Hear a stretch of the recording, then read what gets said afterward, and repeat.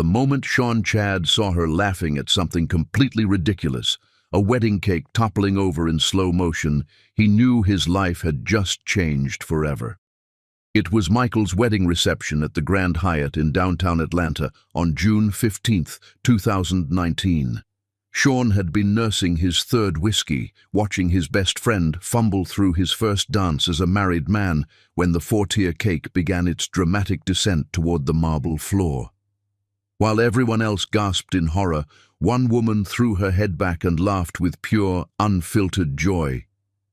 Erica Lindsay, 26, was seated at table 7 with other medical professionals from Emory Hospital. She had natural radiance that didn't need enhancement, smooth brown skin that glowed under the chandeliers, expressive dark eyes that sparkled with mischief, and a smile that could illuminate the entire ballroom. She wore a simple navy dress, her natural hair styled in elegant waves. "That's the most beautiful sound I've ever heard," Sean murmured to himself, completely mesmerized. His friend Andrew followed his gaze. "Who, Erica?" "She's a pediatric nurse at Children's Healthcare. Sweet girl, but way out of your league, man." Sean was 29, successful enough to wear a custom-tailored suit and confident enough to approach any woman in the room. He owned a growing construction company and had never met a challenge he wouldn't accept. But something about this woman made his usual swagger evaporate. "We'll see about that," he said, walking toward table 7. "Excuse me," Sean said as he approached her table. "I couldn't help but notice you're the only person here who found joy in disaster. I respect that." Erica looked up at him, taking in his tall frame, warm brown eyes, and nervous smile. "Well, it's not every day you see a cake commit suicide at a wedding. I figured someone should appreciate the drama." "Would you like to dance?" Sean asked, extending his hand. "I promise I'm more coordinated than the cake." "That's a pretty low bar," Erica teased, but she placed her hand in his. The moment their skin touched, both felt a jolt of recognition pass between them. The DJ switched to "At Last" by Etta James. Not planned, but perfect. "I should warn you," Erica said as Sean placed his hand on her waist. "I'm a terrible dancer." "Good," Sean replied, pulling her closer, "because I was lying about being more coordinated than the cake." They swayed together, utterly offbeat and absolutely right. Erica fit against Sean's chest as if she'd been designed for that space. "I'm Sean," he said softly. "Erica," she replied, making her own name sound like music. "Tell me something, Erica. What makes you laugh like that? Like you've discovered the secret to happiness?" Erica studied his face in the soft lighting. "I work with sick children all day. You learn pretty quickly that life is either tragic or beautiful, and sometimes both. I choose to find it beautiful." A wave of recognition washed over Sean, not just attraction, but his soul finding home. "That's the most incredible thing anyone's ever said to me," he whispered. "We just met 5 minutes ago." Erica laughed, but her eyes were serious. "Sometimes 5 minutes is all it takes to change everything."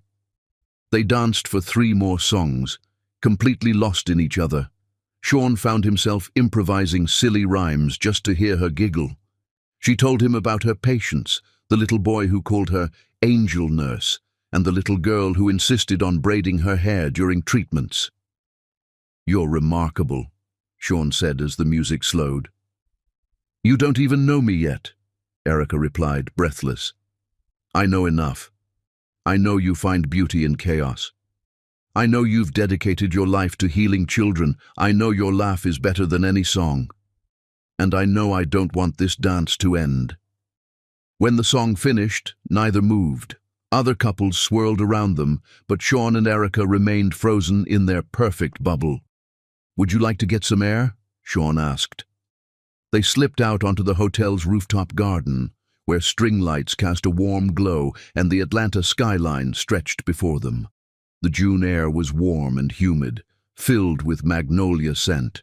"So," Erica said, settling onto a bench beside a fountain. "Tell me about Sean Chad." "Desperation," Sean said, sitting beside her. "I've been to a dozen weddings and I've never felt compelled to talk to anyone. Then I saw you, and suddenly it felt like my life depended on knowing you." "That's very intense for a first conversation," Erica said, smiling. "I build things for a living, houses, buildings, dreams made of wood and stone. But I've never felt like I was building something as important as this conversation." They talked until dawn, sharing stories about their childhoods and dreams. Erica had grown up in Savannah with her grandmother after her parents died in a car accident when she was 12. She'd put herself through nursing school, working 2 jobs, and chose pediatrics because children reminded her that hope was always possible. Sean had started his construction company with a loan from his mother and a truck bought with his life savings. He'd grown up in suburban Atlanta, son of a schoolteacher and mechanic, learning hard work in his father's garage. As the sun began to rise over Atlanta, painting the sky pink and gold, Sean pulled out a business card. "I know this is crazy," he said, writing his number on the back, "but I've never believed in fate until tonight. This is my number. If you call me, I'll take you to the best breakfast place in Atlanta. If you don't—" He paused, looking into her eyes. "I'll spend the rest of my life wondering what could have been." Erica took the card, their fingers brushing, sending that same jolt through both of them. "What makes you think I'll call?" she asked playfully. "Because you're the woman who laughed when the cake fell. You see beauty in chaos, remember? And this," he gestured between them, "this is the most gorgeous chaos I've ever experienced." Erica did call the very next day, accepting his invitation to breakfast. That meal turned into lunch, then dinner, then long walks through Piedmont Park, and late-night conversations until sunrise. By their 4th date, when Sean waited outside Children's Healthcare, holding lavender roses and wearing that nervous smile, she knew they were building more than romance. They were laying the foundation of forever. "These are lovely," she said, kissing his cheek. "Not nearly as radiant as you," Sean replied, and this time the compliment didn't make her blush. Instead, she felt the quiet confidence of being truly seen, truly valued, truly loved. As they walked hand in hand toward his car, both felt something rare and precious taking root between them. It was the kind of love that poets write about, the kind that makes cynics believe in fairy tales, the kind that feels eternal from the very first moment. Neither could imagine that this perfect beginning would be tested by storms that could either prove their love unbreakable or shatter it beyond repair.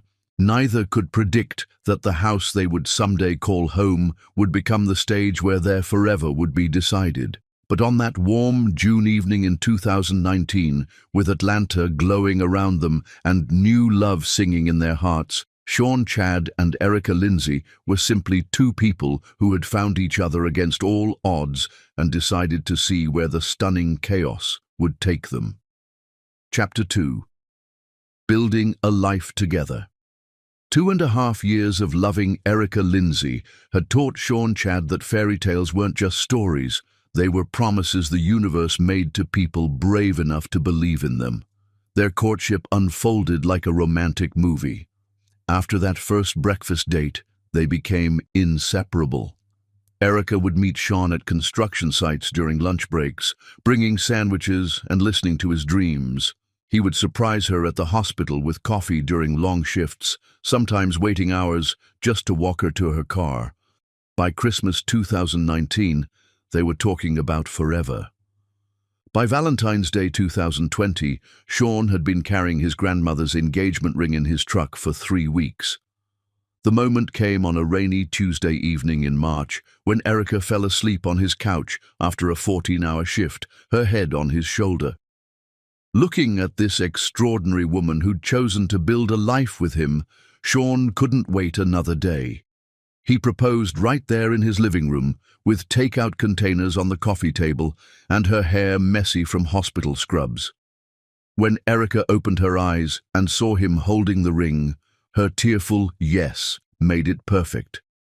Standing at the altar of Mount Calvary Baptist Church in Savannah on a sweltering Saturday in August 2021, Sean watched Erica walk down the aisle in her grandmother's vintage lace dress. At 28, she moved with the grace of a woman who had found her purpose, her natural hair crowned with white roses that had been her grandmother's wedding headpiece 60 years earlier.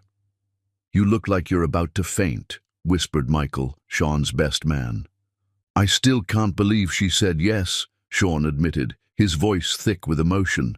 When Erica reached the altar, she whispered, "Hi, handsome. Ready to do this forever thing?" Sean, now 31 and more successful than he'd ever imagined, had to clear his throat twice.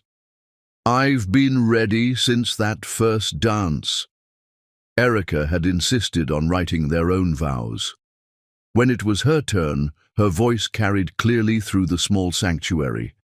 "Sean, you taught me that love isn't just a feeling, it's a choice we make every single day.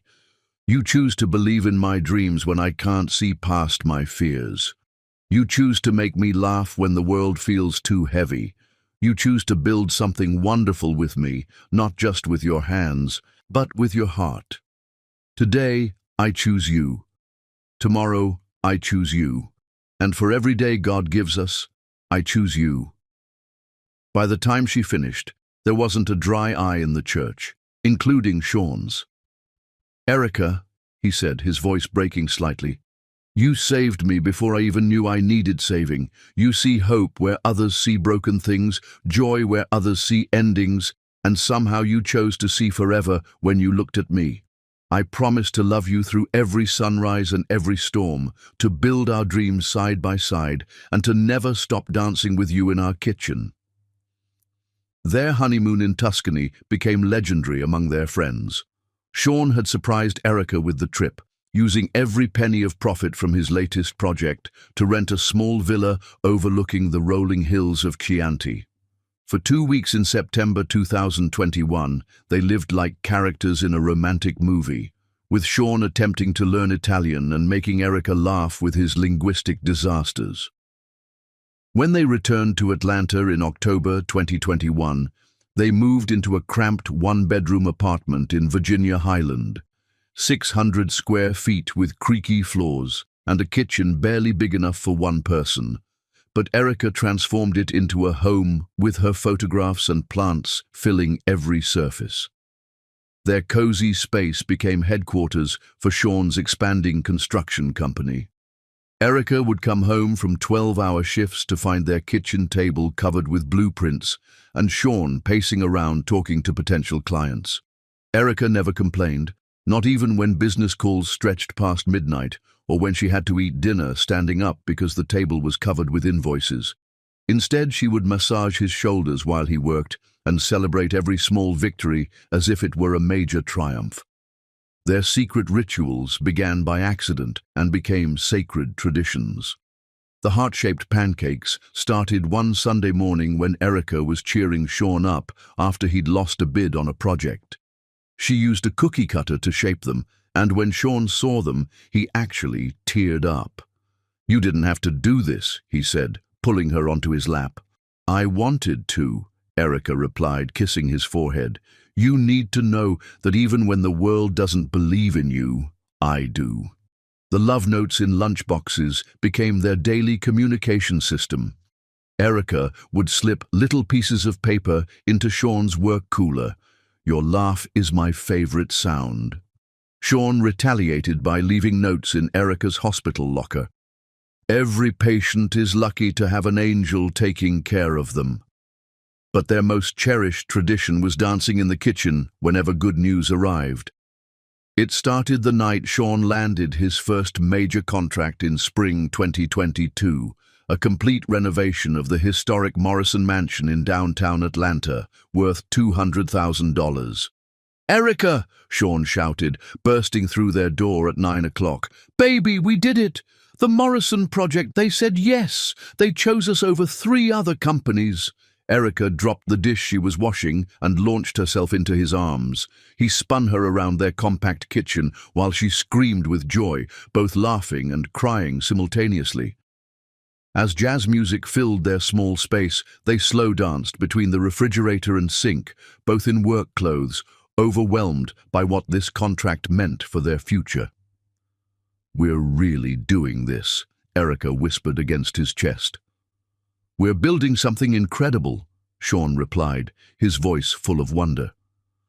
By their first anniversary in August 2022, Sean's business had grown from a one-man operation to a crew of 6 skilled workers. The Morrison project had led to 3 more historic renovation contracts, and Sean's reputation was spreading throughout Atlanta's preservation community. Erica, now 29 and promoted to charge nurse in the pediatric ICU, continued working overtime shifts to provide stability while Sean's company found its footing. She never complained about their modest lifestyle or suggested he take a safer job. "You're transforming this city," she would tell him as they lay in bed, listening to him talk about restoring Atlanta's architectural heritage. "Every building you save is a piece of history you're giving back to the world." "I couldn't do any of this without you," Sean would reply, playing with her hair in the darkness.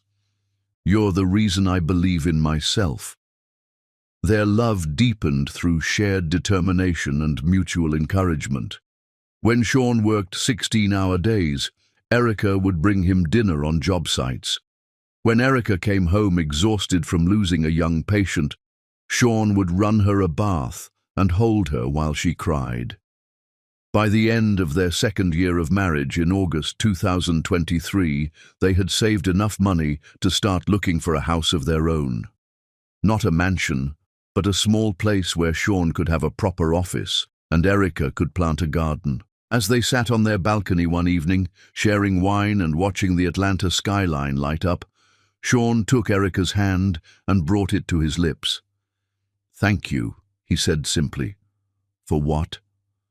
"For believing in us when this was all just a crazy dream, for working double shifts so I could chase contracts, for making our modest apartment feel like home, for loving me exactly as I am while inspiring me to become better." Erica leaned over and kissed him softly. "This is just the beginning. We're going to build something incredible together." Neither could have imagined that within a year their fairy tale would face its first real storm, testing everything they had built together and forcing them to discover just how deep their love truly ran. But in that perfect moment, surrounded by dreams they were constructing brick by brick, they believed in forever, with the absolute certainty that only comes from love, tested by everyday challenges and emerged stronger than ever. The future stretched before them like an open blueprint, waiting for them to fill it with the life they would design together. A life built on laughter, sacrifice, unwavering faith in each other, and the kind of love that feels eternal from the very first dance. Chapter 3. The First Storm. The phone call that shattered their perfect world came at 6:47 a.m. on a Tuesday morning in October 2023, while Erica was getting ready for her shift and Sean was reviewing blueprints over his second cup of coffee. "Sean?" The voice belonged to his project manager, Christopher, and it carried a weight that immediately made Sean's stomach drop. "We've got a problem. A big one." Sean set down his coffee mug, his hand already shaking. "What kind of problem?" "Morrison Development just filed for bankruptcy. They're not paying anyone.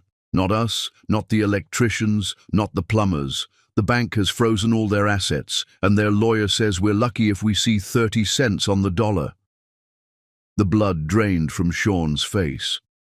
The Morrison project represented 60% of his company's current revenue. He'd already paid subcontractors for 2 months of work, advanced money for materials, and committed to a timeline that now meant nothing. "How much are we out?" Sean asked, though he dreaded the answer. The project was worth $200,000, but with materials, labor, and equipment rentals we've already put in, we're looking at losing about $180,000. Sean felt the room spin. That was more money than he and Erica had saved in their entire marriage. "Sean?" Erica's voice cut through his panic.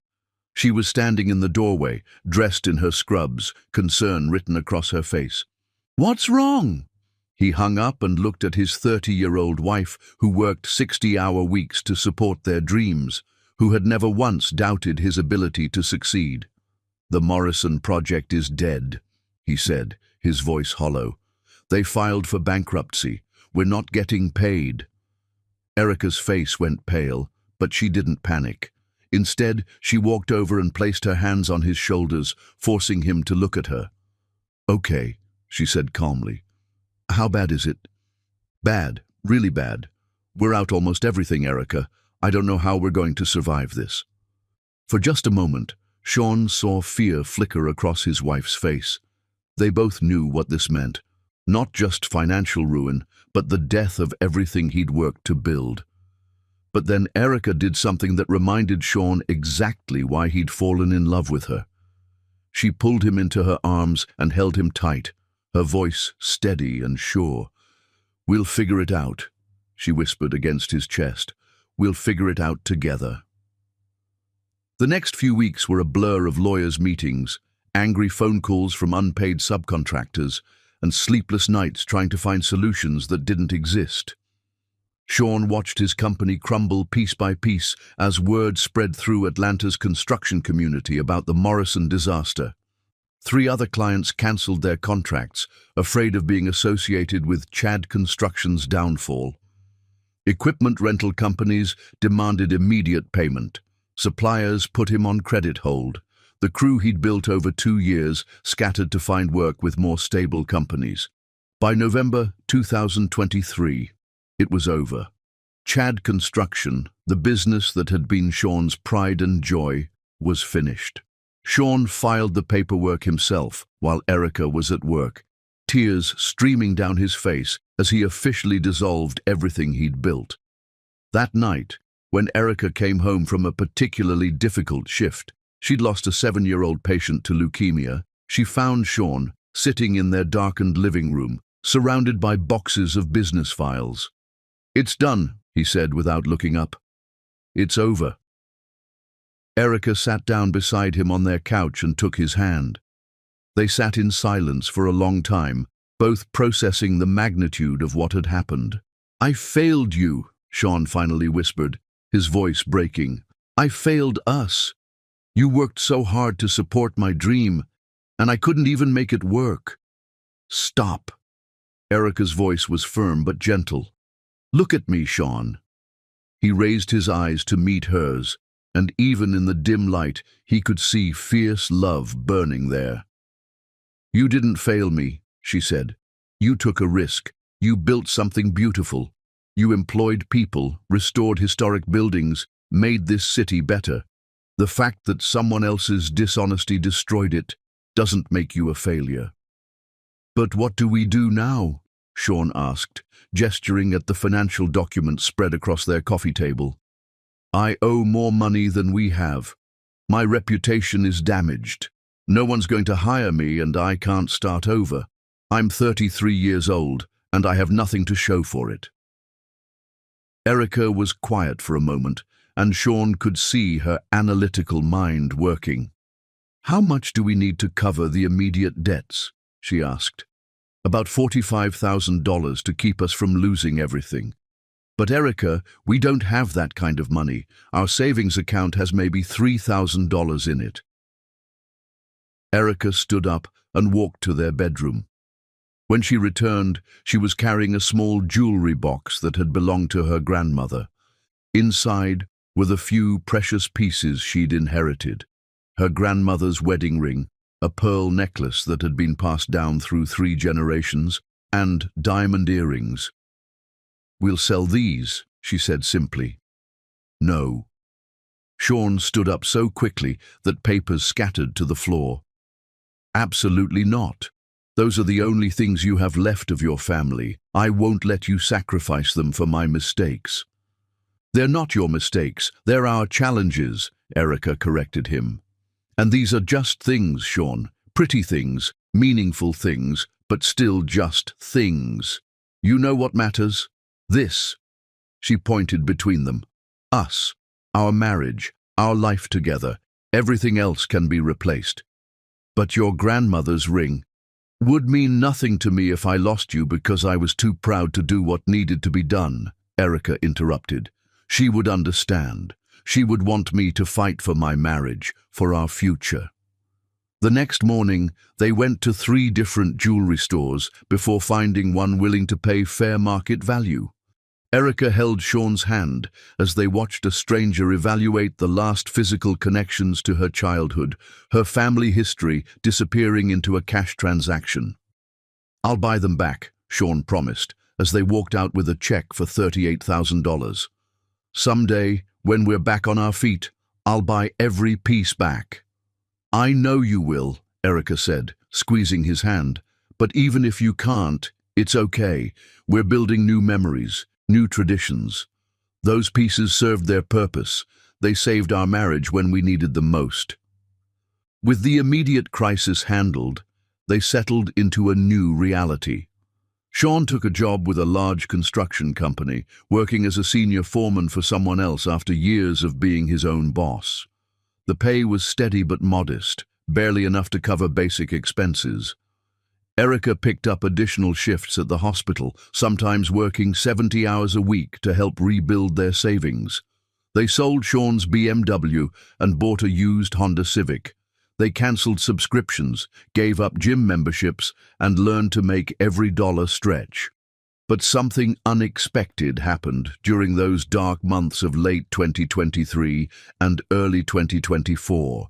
Instead of driving them apart, the financial crisis drew them closer together. They discovered reserves of strength they didn't know they possessed. They cooked simple meals together, rice and beans, pasta with whatever vegetables were on sale. But Erica had a gift for making even the simplest meal feel special. She would light candles, play soft music, and set their table with cloth napkins she'd made from fabric remnants. "This is actually kind of romantic," she said one evening as they shared spaghetti with marinara sauce that cost less than $5. "When was the last time we had dinner by candlelight?" "Before I became a complete failure of a husband," Sean replied, still struggling with self-blame. "Before you became a man who's learning what really matters," Erica corrected him. "I'm proud of you, you know. Not everyone could handle what you're handling with this much grace." On nights when the weight felt overwhelming, when Sean would wake up at 3 a.m. in a cold sweat thinking about everything they'd lost, Erica would hold him until his breathing steadied. "We're going to be okay," she would whisper in the darkness. "I don't know how yet, but we're going to be better than okay. This is just a chapter, not the whole story." By spring 2024, their love had been tested by fire and emerged stronger than ever.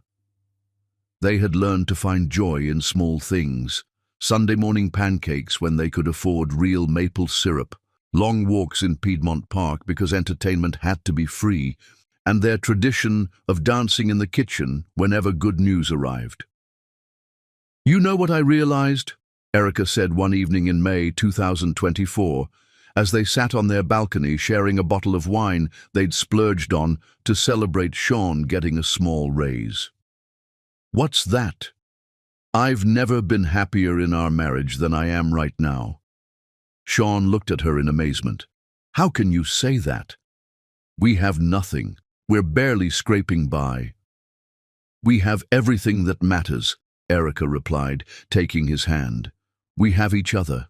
We have trust. We have love that's been tested and proven unbreakable. A lot of couples never get to discover how strong they really are together. We know." As Sean looked at his wife, her hair loose around her shoulders, her face glowing in the soft evening light, her eyes full of love and unwavering faith in their future, he realized she was right. They had lost a business, lost money, lost the easy life they'd been building, but they had found something infinitely more valuable: the absolute certainty that their love could survive anything. Chapter 4. The Family House. lost. The second devastating blow came on a scorching July afternoon in 2024, when Sean's phone rang as he finished a bathroom renovation in Buckhead. Satisfaction filling his heart as his skilled craftsmanship transformed another family's home. "Sean, honey, I need you to come over right now."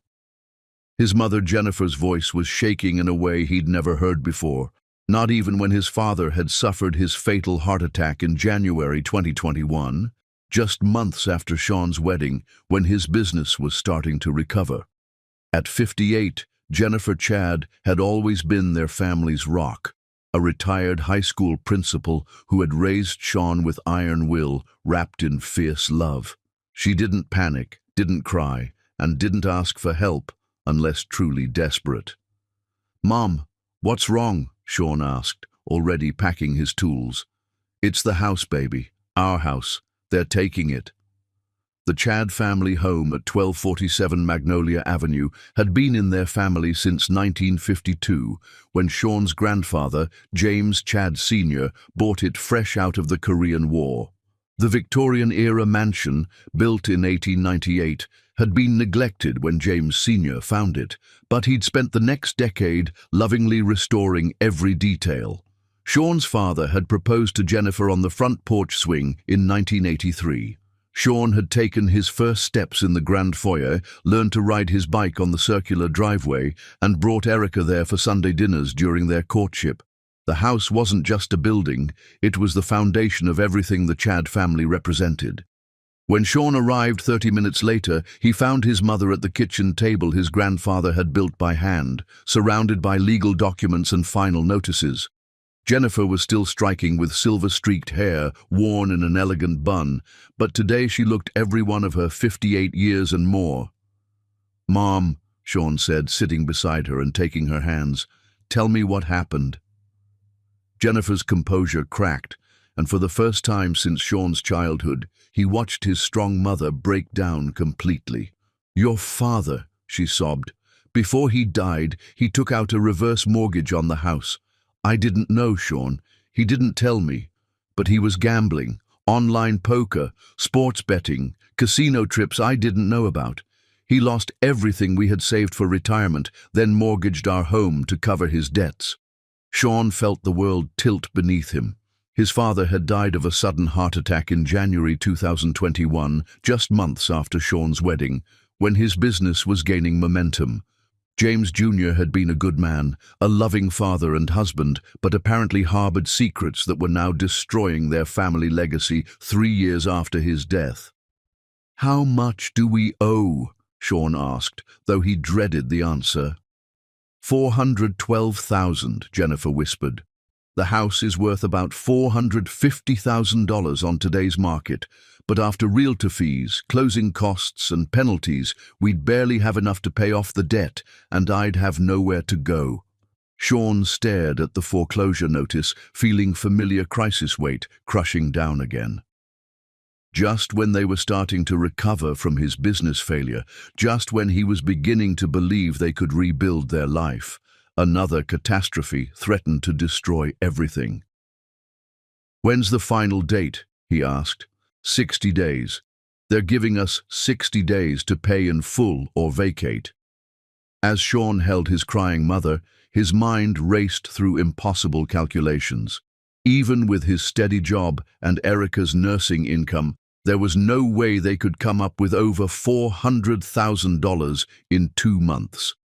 The house that had sheltered 3 generations of Chad men was going to be lost to his father's secret addiction. That evening, Sean sat on his apartment balcony with Erica, watching the Atlanta skyline twinkle while he told her about the impending loss of his family home. Erica, now 31 and more radiant than ever despite stress lines around her eyes, listened without interruption as Sean poured out his heartbreak. "I feel like I'm watching my entire family history disappear," he said, his voice thick with emotion. "That house is where my grandfather taught me to use tools, where my dad showed me what it meant to be a man, where I first brought you to meet my family. Every important moment of my life happened in that house." "We'll find a way," Erica said softly, taking his hand. I don't know how yet, but we'll figure something out. We always do. But even as she spoke, both knew this was different. This wasn't a business loan they could work out of. This was a mortgage worth more than they could earn in 10 years, with a deadline racing toward them like an oncoming train. For the next few days, Sean threw himself into finding solutions. He contacted every bank in Atlanta, applied for loans he knew he wouldn't qualify for, and researched investors buying properties and leasing them back. Each avenue led to a dead end, leaving him feeling more desperate with each rejection. It was during one of these desperate research sessions that fate introduced him to Amanda Martinez. He was working on a kitchen renovation for Mrs. Harrison in Sandy Springs, his mind preoccupied with his mother's crisis, when she walked into the house. Amanda was the kind of woman who commanded attention effortlessly. She moved with confidence, spoke with authority, and carried herself like someone accustomed to getting what she wanted. "You must be Sean," she said, extending a perfectly manicured hand and offering a smile that was both professional and slightly flirtatious. "Mrs. Harrison told me you were the contractor working on her kitchen. I'm Amanda Martinez, the listing agent for the property next door." "Nice to meet you," Sean replied, wiping sawdust off his hands before shaking hers. He noticed she held the contact just a moment longer than necessary. "Your work is impressive," Amanda continued, running her fingers along the custom cabinetry he'd installed. "The attention to detail is exactly what my high-end clients are looking for. Are you taking on new projects?" Sean, thinking about his mother's desperate situation and their own continued financial struggles, immediately expressed interest. Amanda handed him her business card, and when their fingers brushed during the exchange, Sean felt something he tried immediately to dismiss, an attraction that had nothing to do with business. "I have several clients looking for quality renovation work," Amanda said, her voice carrying just a hint of suggestion. "I think we could do very well together. And honestly, you seem like someone who deserves more recognition than you're getting right now." Over the next 2 weeks, Amanda called Sean regularly with potential projects. Some materialized into actual work, others didn't, but every conversation seemed to stretch longer than necessary. She had a gift for making him feel important, successful, like the kind of man who deserved more than his current circumstances offered. "You know, Sean," she said during one phone conversation, "you're wasted working for someone else. A man with your skills should be running his own company again. You just need someone who believes in you, someone who understands what you're capable of." Sean found himself looking forward to Amanda's calls, even though a voice in his head warned him that her interest seemed to extend beyond professional networking. He told himself it was just friendly conversation with someone who appreciated his talents, someone who saw potential in him when the rest of the world saw only a failed businessman. But late at night, lying beside his sleeping wife, Sean found his thoughts drifting to Amanda's compliments, her confidence in his abilities, the way she made him feel like the successful entrepreneur he used to be rather than the struggling employee he'd become. It was during one of their business lunches in late August 2024 that Amanda made her intentions clear. "You know, Sean," she said as they sat in a quiet corner booth at an upscale restaurant in Midtown, "I've been thinking about what you told me about your family's house situation." "What about it?" Sean asked, surprised she'd been listening so carefully to his personal problems. "Well, I deal with distressed properties all the time. Sometimes there are creative solutions that people don't consider. Ways to keep valuable properties in families, work with private investors who understand the value of historic homes." Sean leaned forward, interested despite himself. "What kind of solutions?" Amanda moved closer, her hand coming to rest on his arm in a gesture that felt intimate rather than professional. "The kind that require partnership with someone who has connections, someone who knows how to work the system, someone like me." "What are you suggesting?" "I'm suggesting that maybe we could help each other." I have investor connections who might be interested in buying the property and leasing it back to your mother at a reasonable rate. But these kinds of arrangements—" She paused, her fingers tracing patterns on his arm. "They require trust, real partnership, a genuine relationship between the people involved." As she spoke, her touch became more deliberate, her meaning clearer. Sean knew he should pull away, should end this conversation and go home to his wife, should remember everything Erica had given up to help him rebuild their life. Instead, he found himself captivated by the possibility Amanda represented, not just financial salvation for his family's home, but a return to feeling like a man who mattered, who was wanted, who could provide solutions instead of just surviving problems. "What kind of relationship are we talking about?" he asked, though part of him already knew the answer. Amanda smiled, and in that smile, Sean saw everything he'd lost over the past year. Confidence, success, the feeling of being desired rather than pitied. She represented a world where his failures didn't define him, where someone saw him as powerful and capable. "The kind where we both get what we need," she said softly. "I need someone reliable, someone skilled, someone who understands quality. And you need someone who believes in you, who can open doors, who can help save your family legacy." As Sean sat in that restaurant, Amanda's hand warm on his arm and her promises whispering in his ear, he made the first decision that would ultimately lead to the destruction of everything he claimed to love most. He didn't kiss her that day, didn't make any commitments that couldn't be taken back, but he didn't pull away either. He didn't go home and tell Erica about Amanda's offer or her obvious interest in more than business. Instead, he found himself thinking about second chances and alternative solutions, and whether a man could love his wife completely while still being tempted by someone who made him feel like the person he used to be. And in restaurants and coffee shops across Atlanta, Sean Chad began taking the first steps down a path that would test the very foundations of the love that had carried them through every storm they'd ever faced together, never imagining that his wife was already formulating a plan to save everything he was preparing to throw away. Chapter 5. A Sacrifice of Love.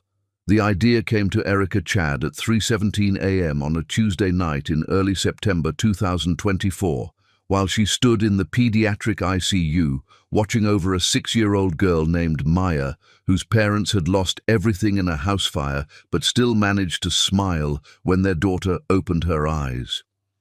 As Erica adjusted Maya's IV and listened to her parents whisper prayers of gratitude for their child's recovery, she realized that home wasn't about walls and roofs and Victorian architecture.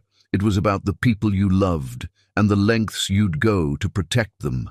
And suddenly she knew exactly how to save the Chad family legacy. She also knew she had to do it in complete secrecy. For the past month, Erica had watched her husband carry the weight of his family's impending loss like a physical burden. Sean's shoulders seemed permanently hunched with stress, his sleep was fitful, and he'd developed a habit of staring at nothing for long periods, lost in calculations that never added up to a solution. The 60-day deadline was racing toward them, and every day without a miracle made Jennifer's tears flow harder and Sean's desperation grow deeper. Erica had seen families destroyed by financial catastrophe, had watched marriages crumble under impossible circumstances. She refused to let that happen to the man she loved. The next morning, after Sean left for work, and while she had 4 hours before her hospital shift, Erica drove to the international law office of Rodriguez and Associates in downtown Atlanta. She'd researched the firm online and chosen them specifically because they specialized in Caribbean property transactions and had experience with Caribbean real estate law. "Mrs. Chad," said attorney Isabella Rodriguez, a professional woman in her 40s who reminded Erica of the kind of lawyer who got things done quietly and efficiently. "You mentioned on the phone that you own property in Jamaica that you'd like to sell quickly and discreetly." "That's correct," Erica replied. her hands trembling slightly as she opened the manila folder containing her father's inheritance documents. "I own 15 acres of agricultural land in St. Elizabeth Parish.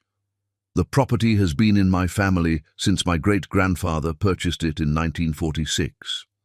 Isabella examined the documents carefully, the original deed, the survey maps, the tax records that Erica had been maintaining dutifully for the 8 years since her father's death in the car accident that had also claimed her mother. "This is prime agricultural land," Isabella observed, spreading the survey maps across her desk. "Well-maintained, good access roads near the Santa Cruz Mountains. Based on current market values for Caribbean agricultural property and recent development interest in the area, I estimate this land is worth between $420,000 and $450,000. Erica's heart raced. It was enough. More than enough to save the Chad family house and still have money left over to help them rebuild their savings. "How quickly could we complete a sale?" she asked. "For international property transactions, typically we're looking at 3 to 4 months. However, if you're willing to price it competitively and we market it aggressively to our established network of investors who specialize in Caribbean agricultural properties, we might be able to expedite the process." "I need it done in 3 months, Erica said firmly. "My husband's family is facing foreclosure, and this land is the only way I can help them." Something in Isabella's expression softened. A gesture of love. "I understand completely. It will require some creative maneuvering and additional fees for expedited processing, but I believe we can make it happen." "Whatever it costs," Erica said without hesitation. Over the next 3 months, Erica lived a carefully orchestrated double life. During the day, she worked her regular shifts at the hospital, coming home to comfort Sean as he grew increasingly desperate about his mother's situation. During her breaks, she handled the complex international sale through encrypted phone calls and secure email exchanges. The land in Jamaica represented more than just her inheritance. It was her connection to her father's memory, to the island where her great-grandfather had built a life from nothing after immigrating from Scotland, to the agricultural traditions that had sustained her family for 4 generations. Her father had dreamed of retiring there someday.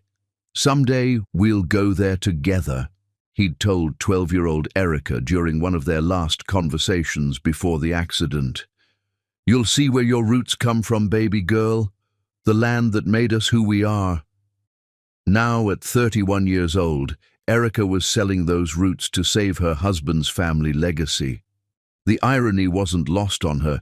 She was trading one family's history to preserve another's. But as she signed document after document, authorizing the sale of her birthright, she felt nothing but certainty about her choice.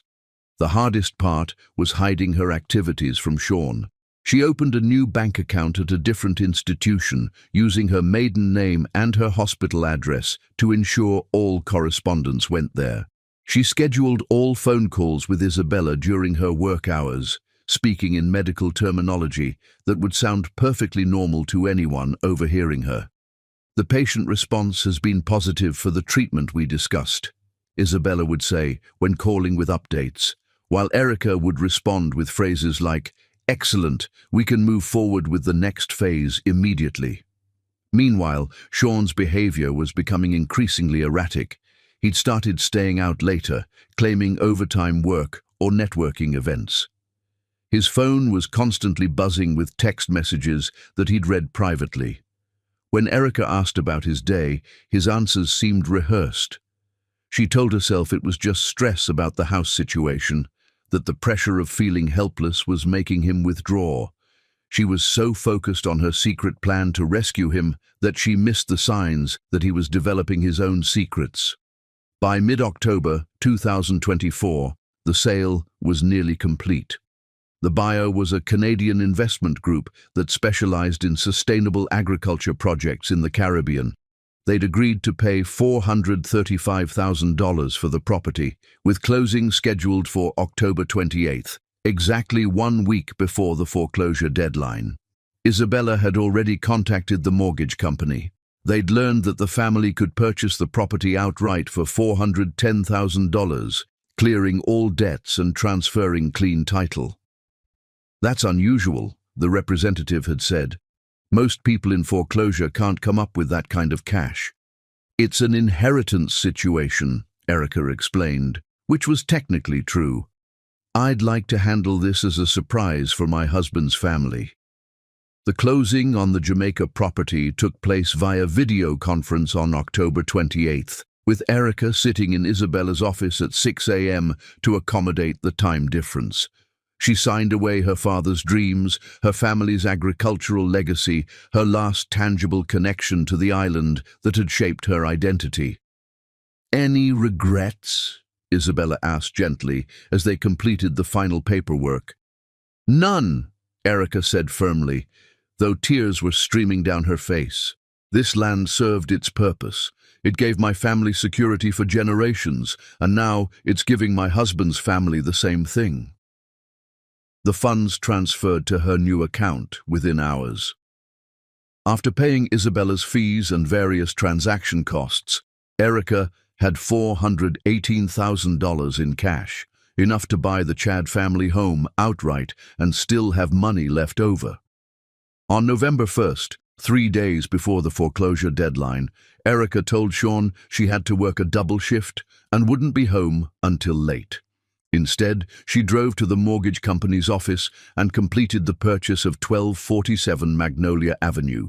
The deed was transferred to her name, all liens were cleared, and foreclosure proceedings were officially terminated.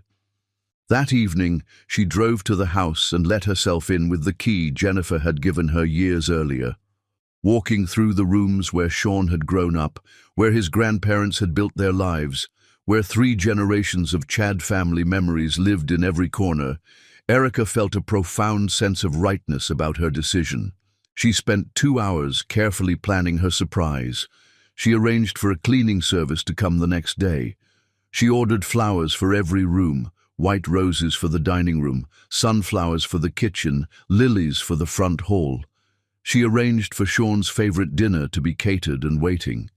The deed was wrapped in elegant paper and placed in a wooden box that had belonged to Sean's grandfather, along with a note she'd written and rewritten a dozen times. "My dearest Sean, your family's legacy is safe. Your dreams are safe. We are safe. This house has sheltered 3 generations of Chad family love, and now it will shelter ours. I sold my family's land in Jamaica to buy your family's home in Atlanta because home isn't about where we come from. It's about where we choose to build our future together. Your grandfather's hands built these rooms, your father's love filled these halls, and your mother's heart has kept them warm all these years. Now it's our turn to be the guardians of this legacy, to fill these rooms with our own love, and maybe someday with children who will grow up surrounded by the same security and tradition that shaped you into the man I fell in love with. I love you more than property, more than money, more than anything in this world. Welcome home, my darling husband. Forever yours, Erica." As she locked the door and drove home to their cramped apartment, Erica imagined Sean's reaction. She pictured his shock, his gratitude, his tears of relief and joy. She imagined him spinning her around in the grand foyer, both of them laughing and crying and planning their future. She imagined many things that night as she fell asleep beside her husband, dreaming of the surprise that would change their lives forever.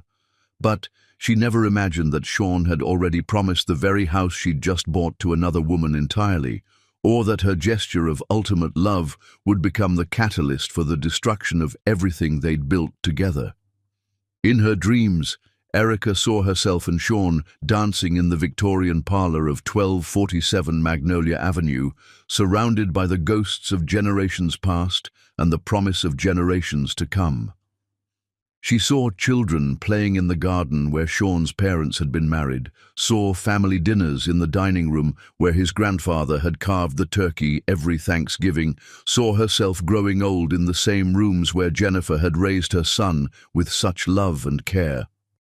What she didn't see was Amanda Martinez, 24 years old and ambitious as wildfire, sitting in her own apartment across town, planning her own future in the very same house, confident in the promises that Sean had whispered in her ear during stolen moments of passion and desperation. Chapter 6. The Husband's Secret. The first time 34-year-old Sean Chad kissed 25-year-old Amanda Martinez was on a rainy Thursday night in September 2024 in the parking lot of a Starbucks in Midtown Atlanta, while his wife was working a double shift at the hospital and his mother was at home packing away family photographs to prepare for the loss of everything she'd ever known. It happened so gradually that Sean had convinced himself it was inevitable. Just two people drawn together by circumstances beyond their control, just comfort sought in an impossible situation. But as Amanda's lips moved against his, as her hands tangled in his hair, as she whispered that she'd been thinking about him constantly for weeks, Sean knew he was crossing a line that would change everything. "I've wanted to do that since the first day we met," Amanda breathed against his mouth, her body pressed close to his in the front seat of his Honda Civic. "Amanda, I can't. I'm married," Sean said, but his hands were still on her waist, still holding her close, still betraying the words coming out of his mouth. "I know," she replied, her eyes dark with desire and ambition. "But your wife doesn't understand what you're capable of. She sees you as someone who needs to be rescued. I see you as a man who could own this whole city if he wanted to."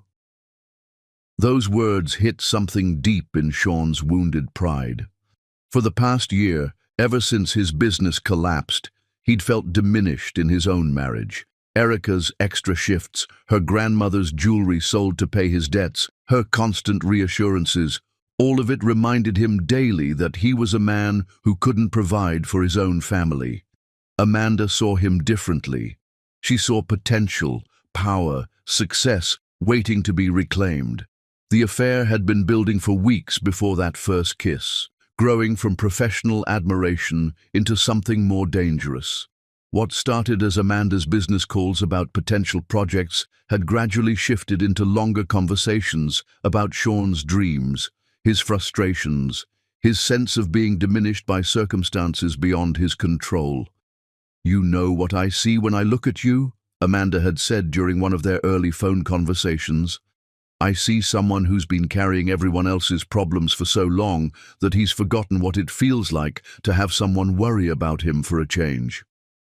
It was subtle, the way she positioned herself, not as someone trying to steal him away from his wife, but as someone who noticed his struggle and cared about his well-being. She never directly criticized Erica. Instead, she would ask gentle questions that made Sean examine his own feelings. "You're too talented to be working for someone else," she would say during their increasingly frequent phone calls. "A man with your skills should be running his own empire again. You just need someone who believes in you completely." By October, their relationship had escalated beyond stolen kisses to stolen afternoons in Amanda's apartment, a modern loft in Virginia Highland that represented everything Sean felt he'd lost. Exposed brick walls, floor-to-ceiling windows, expensive furniture that spoke of success and sophistication. Amanda would greet him at the door wearing silk robes or designer lingerie, making him feel like the kind of man who deserved luxury. But Amanda was clever. She never pushed too hard, never made demands that might send Sean running back to his conscience. Instead, she painted their affair as something noble, even necessary. "You're trying to be the grateful husband who appreciates his wife's efforts," she said one afternoon as they lay in her Egyptian cotton sheets. "The dutiful son who accepts his family's ruin, the humble employee who's content working for someone else. But that's not who you really are, Sean. You're a builder, a creator, someone who's meant to own things rather than rent them." Amanda had been weaving this narrative for weeks, that his marriage to Erica was holding him back, that his wife's self-sacrificing nature made him feel guilty for wanting more, that he deserved someone who would build an empire with him rather than someone who was content with mere survival. "What about my mother's house situation?" Sean asked, voicing the worry that consumed most of his waking hours. "She's about to lose everything." This was when Amanda played her masterstroke, the promise that would ultimately trap Sean in a web of lies he could never escape. "I've been working on that," she said, tracing patterns on his chest with her finger. "I have connections, an investor client who's interested in historic properties. He's willing to buy your family home outright, pay off the full mortgage, and then lease it back to your mother at a fraction of what she'd pay anywhere else." Sean sat up in bed, hope flooding through him for the first time in weeks. "Are you serious?" "Completely serious, but there are conditions. He wants someone from the family living there long term." The implication was clear, though Amanda was too clever to state it directly. She was offering to save his family's legacy in exchange for a future together.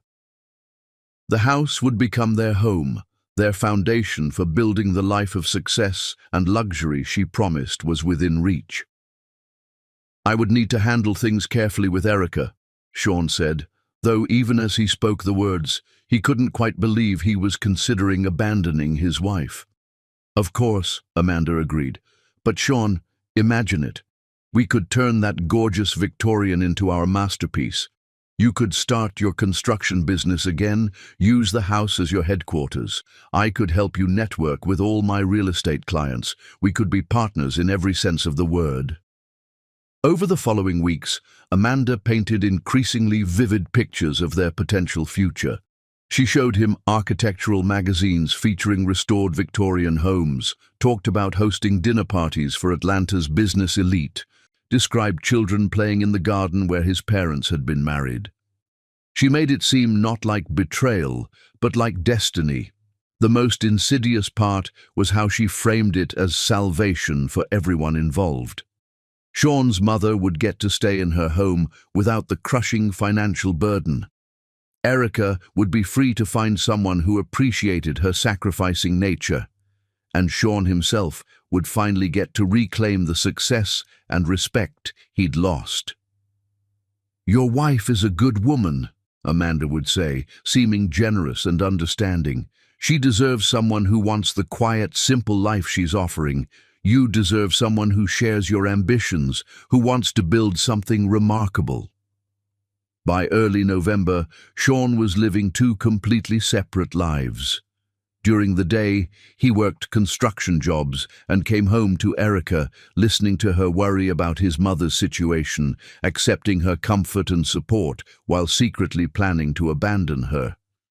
At night, he would claim overtime work or business meetings and spend hours with Amanda, planning their future in the house his wife was secretly working to save. The cruel irony was that both women were motivated by love for Sean and desire to rescue his family legacy, but neither knew about the other's efforts.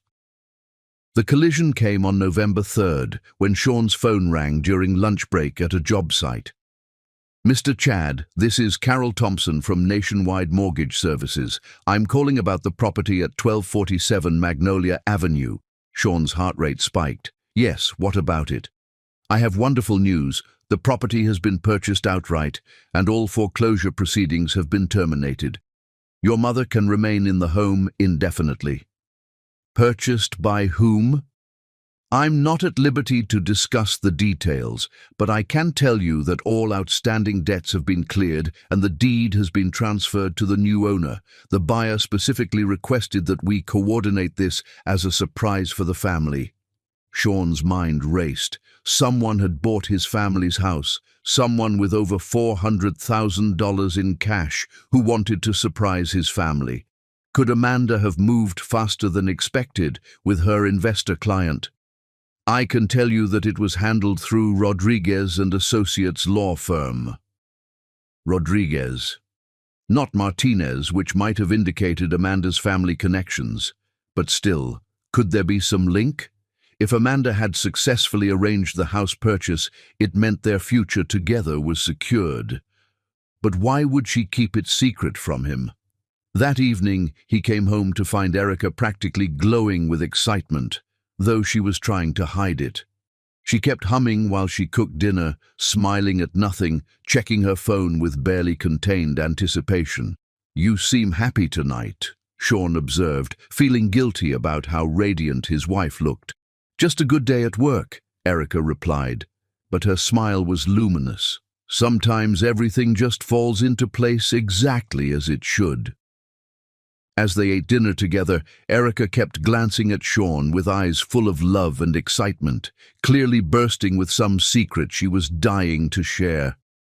Sean found himself studying her face, remembering why he'd fallen in love with her in the first place, feeling the weight of his betrayal like physical pain in his chest.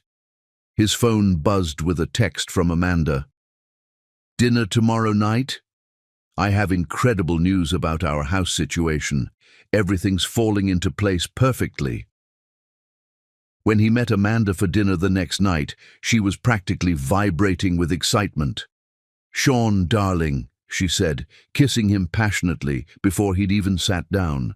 "I have the most incredible news. My investor client came through faster than expected." "What do you mean?" Sean asked, though his stomach was beginning to knot with dread. "He's purchased your family home. The property is officially saved, and now we can start planning our future there." But something didn't add up. "Amanda, what's your investor's name? The mortgage company said the purchase was handled through Rodriguez and Associates. You said your family firm was Martinez and Associates." Amanda's face went pale. Well, yes. He often works through various firms for privacy reasons." But Sean was no longer listening. The pieces were falling into place with devastating clarity. The timing, Erica's mysterious excitement, the fact that she'd been working extra shifts for months while claiming she was just trying to rebuild their savings. His wife had bought the house. Erica had somehow found the money to save his family's legacy, and he had been planning to hand it over to his mistress. "I have to go," he said, standing up abruptly from the table.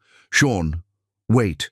I have to go," he repeated, walking out of the restaurant and leaving Amanda sitting alone with her lies and her shattered dreams of stolen houses and other women's husbands. As he drove home through the Atlanta night, Sean was consumed by self-loathing so intense it made him physically sick. He pulled over twice, certain he was going to vomit, but all that came up was the bitter taste of his own cowardice. The worst part wasn't even the betrayal itself. It was how good Amanda made him feel. Even now, even knowing she had lied about having any investor, even understanding that his wife had sacrificed everything for him, part of him still missed the way Amanda looked at him like he was capable of conquering the world. That craving terrified him. It revealed something broken in his character that he'd never wanted to acknowledge. He needed to be seen as powerful more than he needed to actually be good. And that need had nearly cost him the love of the only person who had ever loved him enough to sell her inheritance to save his family. As he sat in his car outside their apartment building, staring up at the windows where his wife was probably planning the surprise that would expose his betrayal, Sean Chad realized that some mistakes couldn't be undone, some lies couldn't be taken back, and some betrayals cut so deep that even the most forgiving love might not be able to heal them. Chapter 7. Mother's Involvement. Jennifer Chad was folding her deceased husband's shirts for the third time when the phone call came that would make her an unwitting accomplice in the destruction of her son's marriage.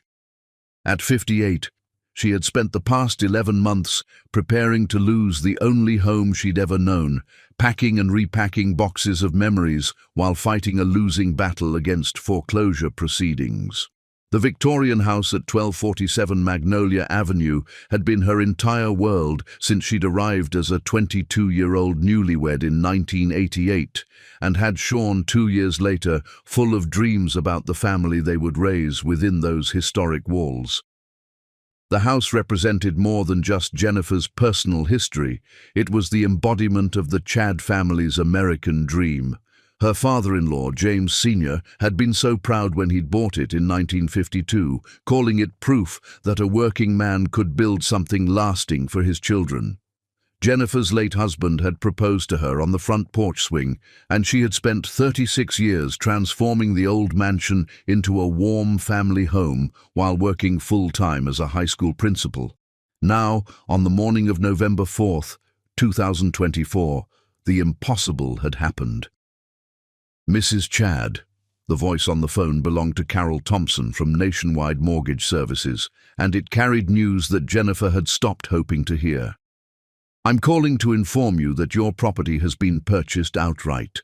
All foreclosure proceedings have been terminated, and you are free to remain in the home indefinitely. Jennifer sank into the kitchen chair where she'd received so many phone calls over the years. But this call was different. This call was a miracle. Purchased by whom? Jennifer asked, her voice shaking with disbelief and relief. The buyer has requested to remain anonymous until they're ready to reveal themselves, Carol explained. But I can tell you that all debts have been cleared, the deed has been transferred, and you have nothing to worry about financially. Someone very generous has given you the gift of keeping your family home. After hanging up, Jennifer walked through every room of the house, touching the walls that her father-in-law had painted, running her fingers along the banister that 3 generations of Chad men had polished.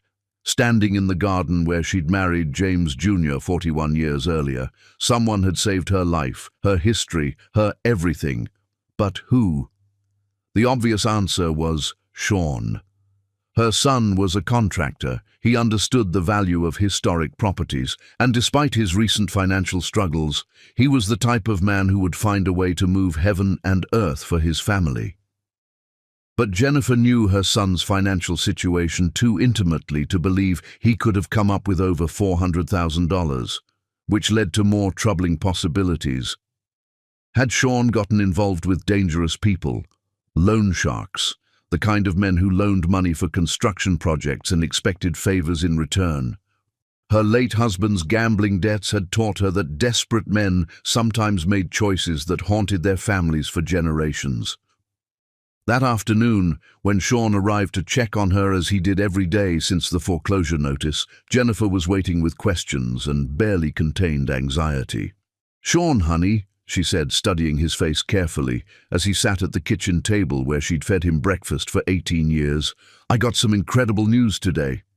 "What kind of news?" Sean asked, though something in his expression suggested he already knew what she was going to say. "The house has been saved. Someone bought it outright, paid off the entire mortgage. We get to stay." Jennifer watched her son's reaction closely. Relief flooded his features, but underneath it was something else. Something that looked almost like panic mixed with guilt. That's incredible, Mom," Sean said, but his voice carried a strange quality that made Jennifer's maternal instincts activate. "Do you know who bought it?"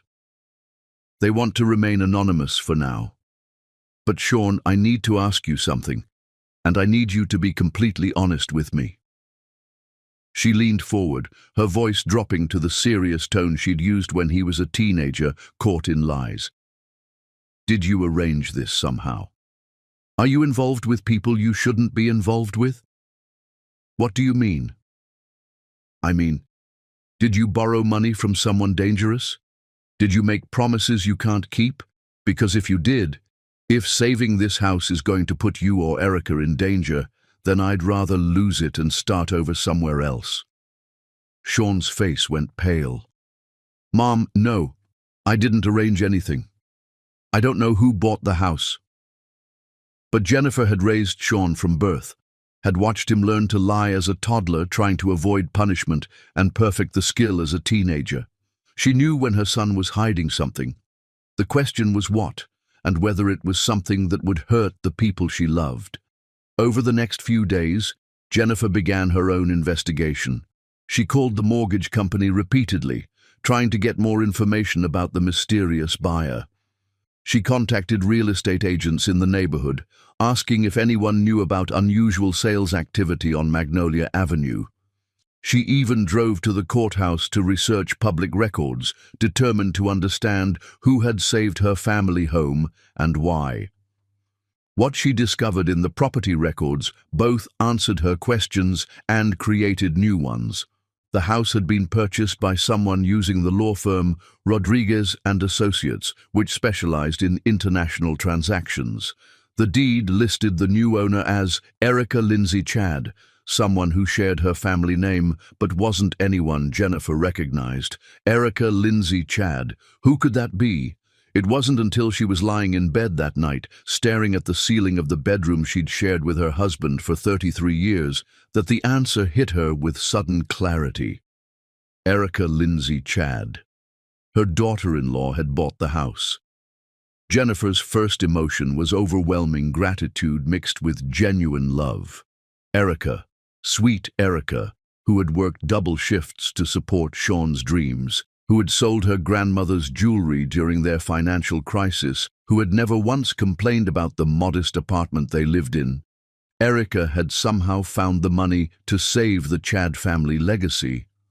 But her second emotion was more complex and harder to acknowledge, a mixture of appreciation and uneasiness about what this meant for family dynamics. Jennifer truly loved Erica. Her daughter-in-law was everything she could have hoped for in a son's wife. Kind, hardworking, devoted, intelligent. But the fact that Erica now owned the house that had been in the Chadd family for 72 years created a shift in family hierarchy that Jennifer found difficult to process. This house wasn't just property to Jennifer, it was the foundation of her identity as a Chadd family matriarch. She was the woman who had maintained the garden where 4 generations of Chadd family celebrations had taken place, the keeper of memories that stretched back to 1952. Now, legally, she lived in her daughter-in-law's house, dependent on the goodwill of someone who, however beloved, wasn't born into the Chadd family legacy. Jennifer's concerns weren't born of malice or ingratitude. They came from a lifetime of watching families navigate complex dynamics around money and property. As a high school principal, she'd seen how financial imbalances could create resentment even in loving relationships. She'd witnessed marriages strain under the weight of one partner feeling diminished by the other's success or generosity. When Sean came to visit the next day, Jennifer was ready with her thoughts, not accusations, but concerns born of genuine worry about their family's future. "I know who bought the house," she said directly as he walked into the kitchen. Sean froze halfway to the refrigerator. "You do?" "It was Erica, wasn't it? The deed is in the name Erica Lindsay Chadd. Erica Lindsay Chadd, your wife bought our family home." Jennifer watched her son's face cycle through multiple emotions, relief that the secret was out, guilt about something she couldn't identify, and something that looked almost like resentment. "She was trying to help," Sean said, but his voice lacked conviction. "I'm sure she was," Jennifer replied, her voice carrying warmth mixed with concern. "And honey, don't misunderstand me. I'm grateful beyond words. What Erica did was generous and loving, but I think we need to discuss what this means for our family." "What do you mean?" Jennifer sat down across from her son, choosing her words carefully. "Sean, you know I adore Erica. What she did, it's extraordinary, but I'm worried about you." "What do you mean?"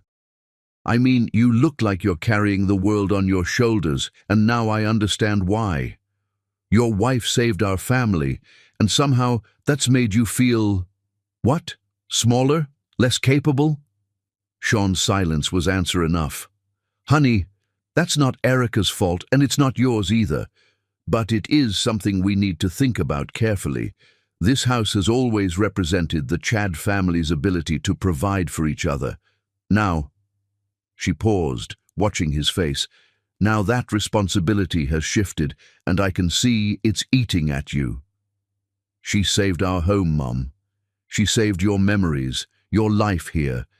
Isn't that what matters?" Jennifer stood up and walked to the window overlooking the garden where she'd planted roses for 40 years. "Of course it matters. But honey, It also creates complications we need to think about carefully. This inheritance was supposed to pass from me to you, as it passed from your grandfather to your father. Now, legally, I live in my daughter-in-law's house. Are you saying she shouldn't have done it? No, I'm saying we need to handle this properly going forward, for everyone's sake, including hers. Jennifer turned back to face her son. Marriages are complicated, Sean. People change, circumstances change. What happens to our family home, to my security, if something goes wrong between you and Erica? Sean sat down heavily at the kitchen table, and Jennifer could see the weight of some internal struggle crushing down on him. "There's more, isn't there?" she asked, her maternal instincts sensing deeper troubles. "There's something else you're not telling me about this situation." "Mum, it's complicated." "Then help me understand it, because right now it looks like your wife made a tremendous financial sacrifice to save our family, and somehow that's causing you distress instead of gratitude." Jennifer didn't know about Amanda Martinez. She couldn't see that her son was trapped between two women who both believed they held the key to the Chad family legacy. She had no idea that her legitimate concerns about property ownership and family hierarchy were about to become weapons in a much larger battle for her son's soul. What Jennifer saw was a power imbalance that needed to be addressed thoughtfully and lovingly. In her mind, the proper solution was for Erica to deed the property to Sean, restoring the traditional family inheritance structure while recognizing her generosity. "Maybe," Jennifer said carefully, sitting back down across from her son, "maybe it would be appropriate if the house were transferred to your name. Not to diminish what Erica did, but to restore the proper family structure. If she bought it to save our family home, then the loving thing would be for her to ensure it stays in the Chad family line." "I don't think that's necessary. Sean, I'm not questioning Erica's motives or her love for our family, but I've seen what happens when family properties get caught up in marital complications. I want to protect everyone, you, her, and me. The house should be in your name as the Chad family heir." Jennifer's concerns were reasonable from her perspective, born of genuine worry about family security and traditional structures. But her words planted seeds of justification in Sean's mind that his guilt over his affair had prepared to receive. Over the following days, Jennifer's gentle but persistent suggestions about property ownership began to merge with Sean's own confusion about his double life.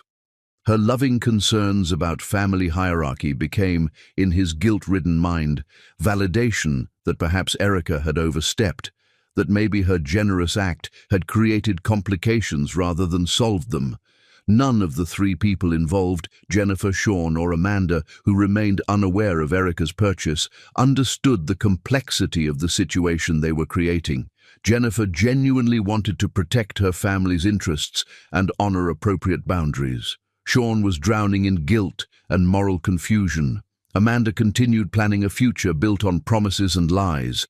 And Erica, the woman who had sold her father's land to save her husband's family legacy, remained completely unaware that her greatest act of love was being questioned by the very people she was trying to protect, or that her marriage was crumbling under the weight of secrets that would soon destroy everything she thought she knew about her life. The stage was set for a confrontation that would expose not just Sean's betrayal, but the complex ways that even loving families could wound each other when fear, pride, and misunderstanding clouded their judgment about what really mattered and who truly deserved their loyalty and gratitude. Chapter 8. Suspicion and Small Clues.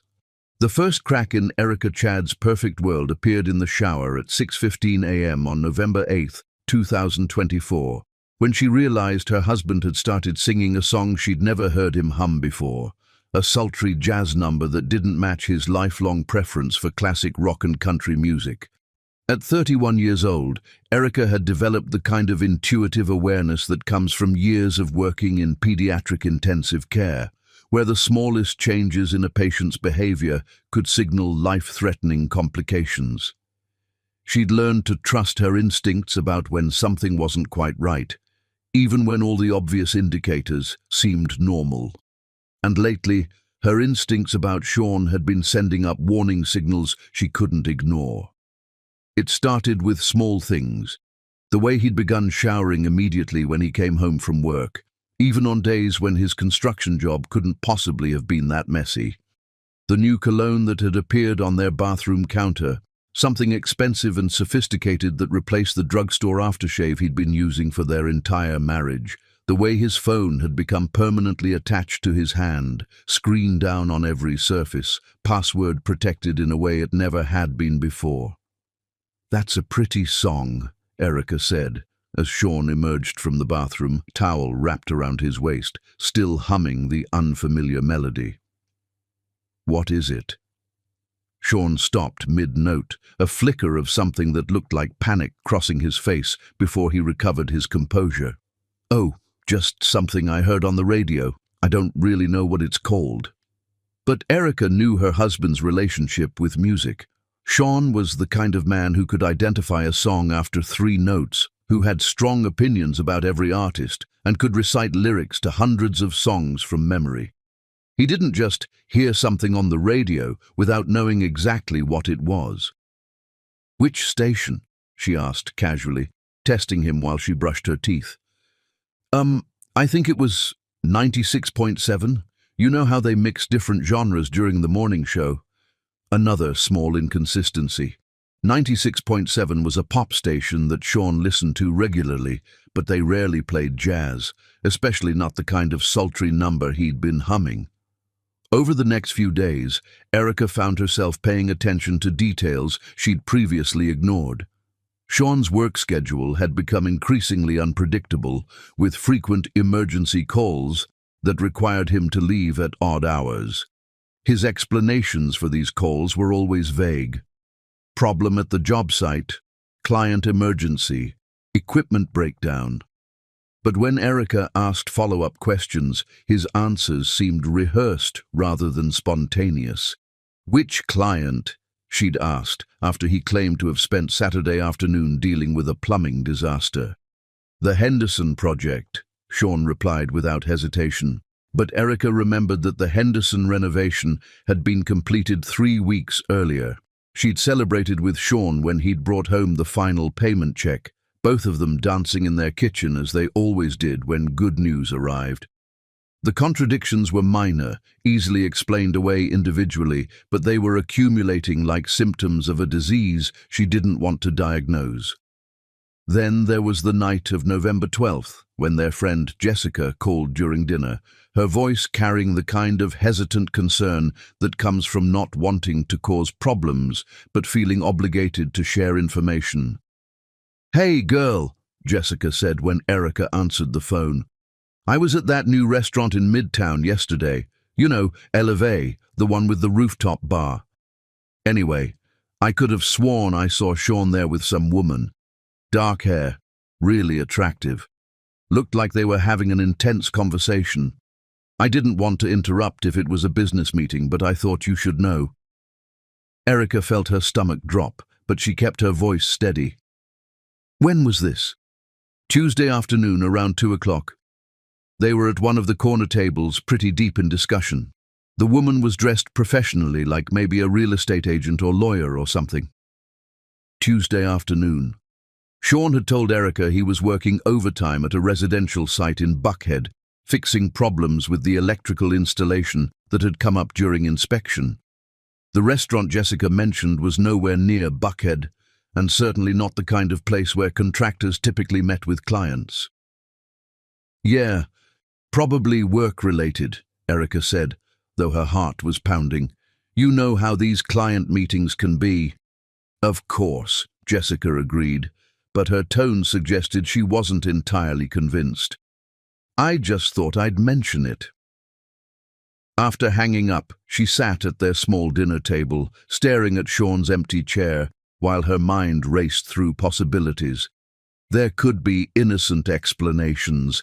Maybe the electrical work had been completed early, and he'd had a meeting with a potential client. Maybe the woman was someone from the permit office or an architect. But when Sean came home 3 hours later, claiming he'd been dealing with an emergency repair that kept him at the job site until after dark, Erica knew Jessica's sighting couldn't be explained away as a simple business meeting. "How did the electrical work go today?" she asked casually as Sean kissed her hello.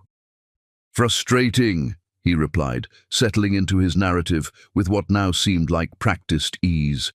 "We had to rewire the entire second floor. Took us until almost 9 o'clock to get it finished." Another contradiction. If he'd been working until 9, he couldn't have been at a restaurant at 2 in the afternoon having an intense conversation with an attractive woman. That night, as Sean slept beside her, Erica lay awake, cataloguing all the small inconsistencies she'd been trying to ignore.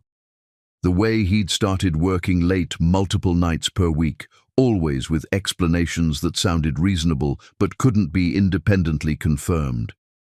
The new attention he was paying to his appearance, better haircuts, nicer clothes, the expensive cologne that made him smell like a stranger.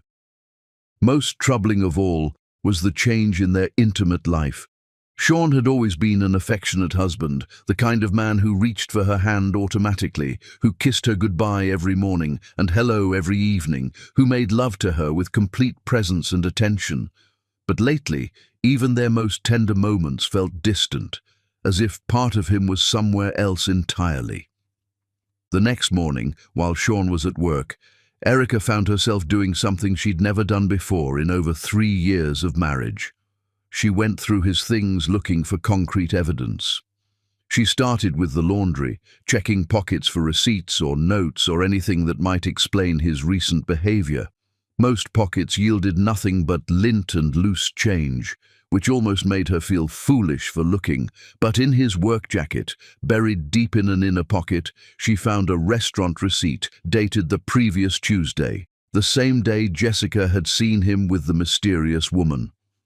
The receipt showed 2 meals, 2 glasses of wine, and a tip generous enough to suggest this wasn't just a quick business lunch.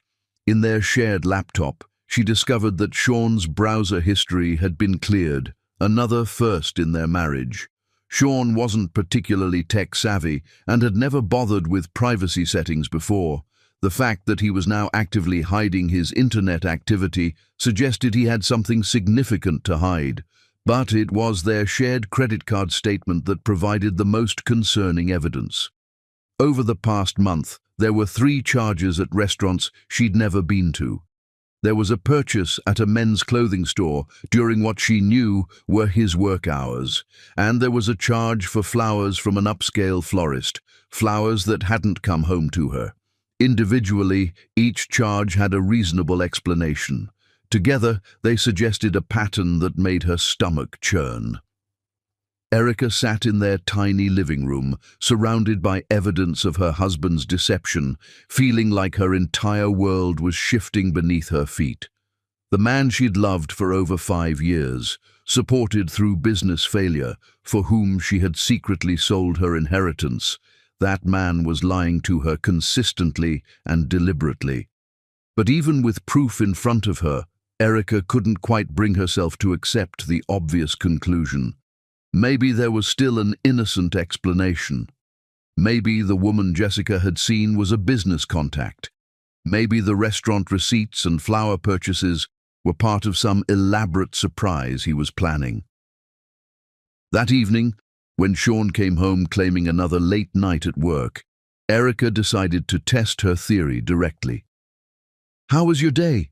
she asked, watching his face carefully. "Long," Sean replied, setting down his toolbox and heading straight for the shower, as had become his habit. "We're behind schedule on the Riverside project, so I stayed late to catch up." The Riverside project. She'd never heard him mention that name before, and Sean usually talked about his work in detail, sharing stories about difficult clients or interesting architectural challenges. "What kind of work are you doing there?" she asked, her voice carefully neutral. Sean paused halfway to the bathroom, his back still turned to her.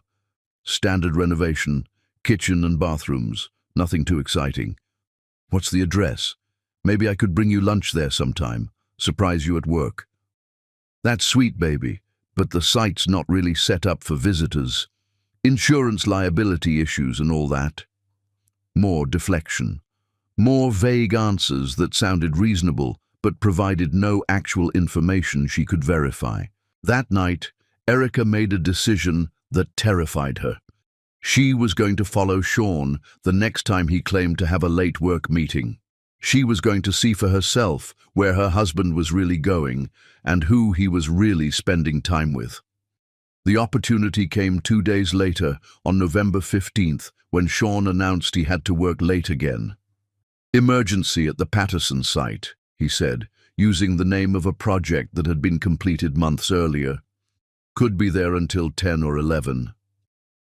"Be careful," Erica replied, kissing him goodbye while her heart broke a little more with each lie. "I love you." "Love you too," Sean said, and for a moment his eyes held the genuine warmth she remembered from their early days together. An hour after Sean left, Erica got in her car and began what felt like the most heartbreaking investigation of her life. She drove first to the area where she knew he was actually working, a residential renovation in Sandy Springs. His Honda Civic wasn't there. She drove to the restaurant where Jessica had seen him, then to 2 other locations where he'd made recent credit card purchases. No sign of him anywhere. Finally, at 9:30 p.m., she spotted his car in the parking lot of an upscale apartment complex in Virginia Highland. Erica sat in her own car across the street, hands shaking as she stared at the building where her husband was spending his evening instead of coming home to her. She didn't get out of the car. She didn't confront him or knock on doors or try to discover which apartment he was visiting. Instead, she drove home and waited, timing his arrival to see if his story would match his actual whereabouts. Sean came home at 11:15 p.m., claiming he'd just finished a marathon repair session and apologizing for being later than expected. "How did it go?" Erica asked, her voice steady despite her racing heart. "Exhausting," he replied, heading straight for the shower. "But we got everything fixed. Should be back on schedule by tomorrow." As Erica listened to the water running and her husband singing that same unfamiliar jazz song, she finally accepted the truth she'd been avoiding for weeks. Sean was having an affair. The man she'd loved and trusted, and for whom she had sacrificed everything, was betraying their marriage with someone who lived in that Virginia Highland apartment complex. But even knowing the truth, Erica couldn't decide what to do with it. Part of her wanted to confront him immediately, to demand explanations and ultimatums.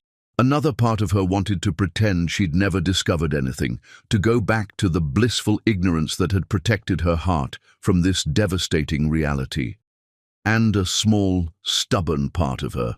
The part that remembered dancing in the kitchen during their early marriage, that remembered how he'd held her during his business failure, that remembered the love in his eyes when he'd proposed. That part wanted to fight for their marriage, to find a way to win back the man she'd fallen in love with. As November 2024 drew toward its end, Erica Chad found herself living in the same kind of double life her husband had been maintaining. By day, she was the devoted wife preparing to surprise him with the salvation of his family home. By night, she was a woman who knew her marriage was built on lies, but didn't yet have the courage to tear down the illusion that kept them both functioning. The house at 1247 Magnolia Avenue sat in the autumn darkness, legally owned by a woman who had traded her heritage to preserve her husband's, unknowingly promised to a mistress who saw it as the foundation of her future, and occupied by a mother-in-law who had no idea that her family was about to explode into pieces that might never be put back together again. Chapter 9. The Truth Unfolds. The moment Erica Chad decided to give her husband the surprise of his lifetime was the same moment she discovered that her lifetime of trust had been built on a foundation of lies. It was November 18th, 2024, and Erica had finally gathered the courage to reveal her secret purchase of the Chad family home. She'd taken the afternoon off from the hospital, arranged for Sean's favorite dinner to be catered, and delivered to 1247 Magnolia Avenue at 6 o'clock, and spent 2 hours setting up flowers in every room of the Victorian mansion that now legally belonged to her.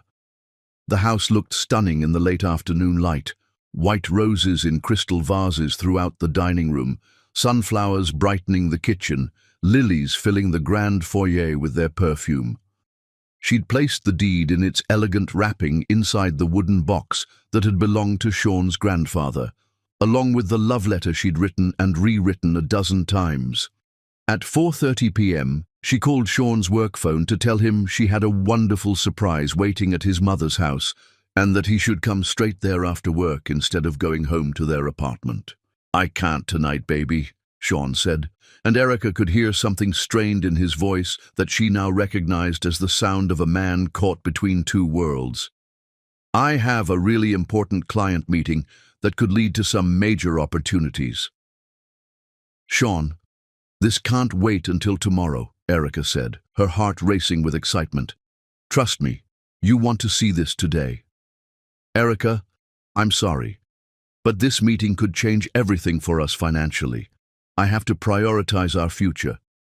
The irony hit Erica like a physical blow. She was standing in the house she'd bought with her inheritance to secure their future, while he was making excuses to meet with his mistress. "Where's this meeting?" she asked, testing him one more time. "Downtown. Some investors interested in historic renovation projects. Could be the break I've been waiting for." After weeks of small lies and growing suspicions, this felt like the final confirmation. "Okay," she said, her voice carefully steady. "Business comes first." After hanging up, Erica sat alone in the grand foyer, surrounded by the flowers she'd arranged and the catered dinner that would go uneaten, and made the choice that would shatter multiple lives simultaneously. At 6 p.m., Erica drove to the Virginia Highland apartment complex where she'd seen Sean's car 2 weeks earlier. Sure enough, his Honda Civic was parked in the same spot. This time, Erica didn't hesitate. She got out of her car, walked to the apartment building and pressed buzzer buttons until someone let her into the lobby. Then she climbed 3 flights of stairs, following the sound of familiar laughter coming from apartment 3B. Through the partially open window, she could hear Sean's voice, relaxed and happy. "I still can't believe how perfectly everything's working out," he was saying. "The house situation is finally resolved. We can start making real plans now, decide how we want to set up our home office, maybe even expand that garden you mentioned loving." "Our house," replied a woman's voice that was sultry and confident. "I love the sound of that. When do we tell your mother about us? I'm tired of all this secrecy." Erica felt the world tilt beneath her feet. Sean was talking about their future life together in the house she'd bought for him. He was planning to leave her for this woman who was discussing renovations to the Victorian mansion that Erica had purchased with her father's land. "Soon," Sean replied, his voice gentle in a way that made Erica's heart break. "I just need to handle the situation with Erica carefully. She's a good person. She doesn't deserve to be hurt unnecessarily." Taking a deep breath, Erica knocked on the apartment door. The conversation stopped immediately. After a long pause, the door opened to reveal a stunning young woman with long dark hair and perfect makeup. "Can I help you?" the woman asked, though recognition and fear were already dawning in her eyes. "I'm Erica Chad," Erica said, her voice steadier than she felt. "Sean's wife. I believe you've been discussing plans for my house." Behind the woman, Sean appeared in the doorway, his face cycling through shock, panic, and something that looked almost like relief. "Erica," he began, but the words stuck in his throat. "May I come in?" Erica asked, already stepping forward. "I think the 3 of us need to have a conversation." The apartment was expensive, sophisticated, with architectural magazines spread across the coffee table next to wine glasses. It looked like the setting for planning a future that didn't include her. "Mrs. Chad," the woman said, attempting to regain composure. "I'm Amanda Martinez. I think there's been some confusion. Sean and I have been working together to save his family home. The house was purchased by my investor client as part of a partnership arrangement. Erica turned to look at her husband, seeing him clearly for the first time in months. Not as the man she'd fallen in love with, but as someone living an elaborate lie. Partnership arrangement? Erica's voice was quiet but sharp. Is that what we're calling adultery now? Erica, please, Sean said, finally finding his voice. Let me explain. What's really happening, Erica said, her voice growing stronger, is that while I was working double shifts and selling my father's land to save your family's house, you were planning to move your girlfriend into it. I gave up my inheritance, my connection to my parents, my Caribbean heritage, the only thing I had left of my family, to preserve your family legacy, and you were going to hand it over to someone else. The silence was deafening. Amanda looked confused, Sean looked stricken, and Erica felt fierce clarity crystallizing inside her. Wait, Amanda said slowly, her confident facade cracking. What land? What purchase? Sean, I thought your investor client bought the house. There is no investor client, Erica said, turning to face Amanda directly. There's just me. I'm the one who bought 1247 Magnolia Avenue. I'm the one who saved it from foreclosure. I'm the one who sacrificed everything I had to give my husband the most generous gift I could possibly imagine. Amanda stared at Sean, realization dawning. You knew, she whispered. You knew your wife bought the house, and you let me believe. I suspected, Sean said miserably, but I wasn't completely sure until recently. You suspected? Erica stared at her husband in disbelief. You suspected that I had made the biggest financial sacrifice of my life to save your family, and you said nothing? You let me plan this surprise while you were planning to betray me? Before Sean could answer, the apartment door opened, and Jennifer Chad walked in. She'd been worried when she couldn't reach Sean and had followed the sound of raised voices. Sean, honey, I heard yelling. Jennifer stopped when she saw the three people in obvious confrontation. Mrs. Chad, Amanda said desperately. I'm Amanda Martinez. I've been helping Sean with real estate matters concerning your family home. Jennifer looked around the apartment, taking in the intimate setting, the wine glasses, and her son's guilt-stricken expression. As a retired principal, she'd developed expert ability to read deception. Real estate matters, Jennifer repeated slowly, her voice carrying authority. In your apartment. At 7 o'clock at night, while my daughter-in-law was selling her inheritance to save our house. Understanding dawned across Jennifer's face. Her son was having an affair. Her daughter-in-law had made an enormous sacrifice, and she had been manipulated into questioning Erica's motives while Sean was betraying everything their family stood for. Oh, Sean, Jennifer whispered, her voice heavy with disappointment. What have you done? The room fell into heavy silence, broken only by Erica's quiet, steady breathing as she processed the full magnitude of the betrayal. Then, unexpectedly, she began to laugh, not with humor, but with bitter recognition. You know what's funny? She said, looking at each of them. I worked overtime for over a year to help rebuild after your business failed, Sean. I sold my grandmother's jewelry to cover your business debts. I gave up my own dreams to support yours, and when your family faced losing their home, I sold my inheritance, my connection to my parents, my heritage, my future, to save it, and your response was to give it all to her. I never gave anything to anyone, Sean protested weakly. No? Erica's voice was deadly quiet. Then what exactly were you promising her? What exactly were you planning? Amanda, seeing the situation spiraling beyond her control, made one last desperate attempt to justify herself. Look, everyone's emotional right now, but we need to think about what's best for everyone. Sean deserves to be happy. He deserves someone who shares his vision, someone who can help him achieve his potential. The slap came so fast that no one saw it coming. Erica's hand connected with Amanda's cheek with a sound that echoed through the apartment.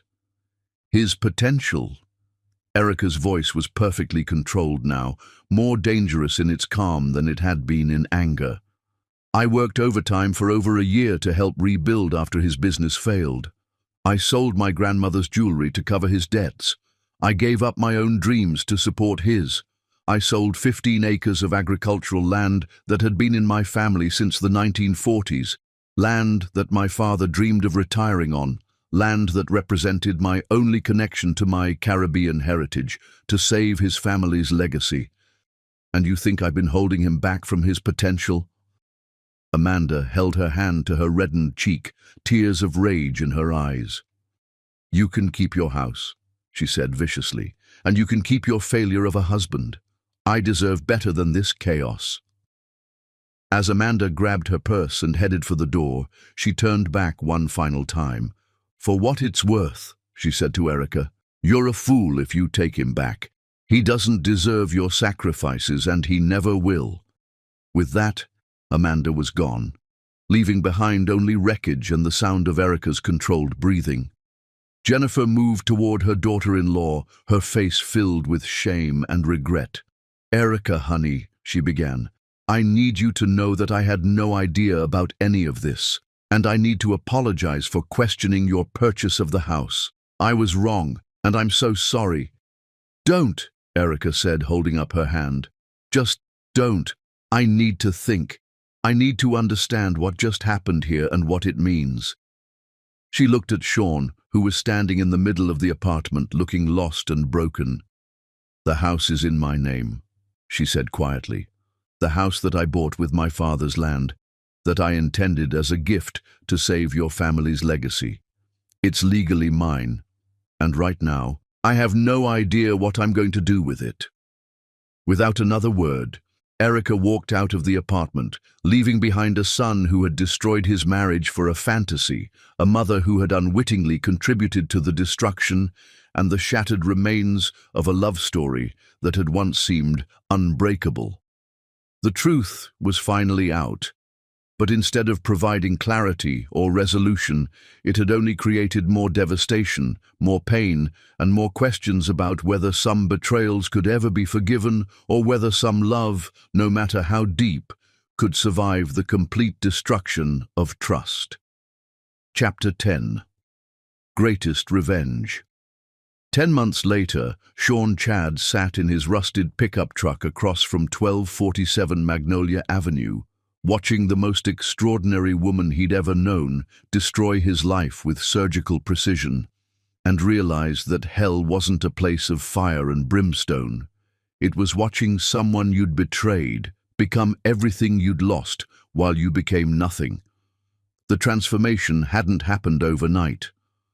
For the first 6 months after their divorce was finalized in February 2025, Erica had struggled with depression, financial stress, and the overwhelming task of figuring out what to do with the Victorian mansion.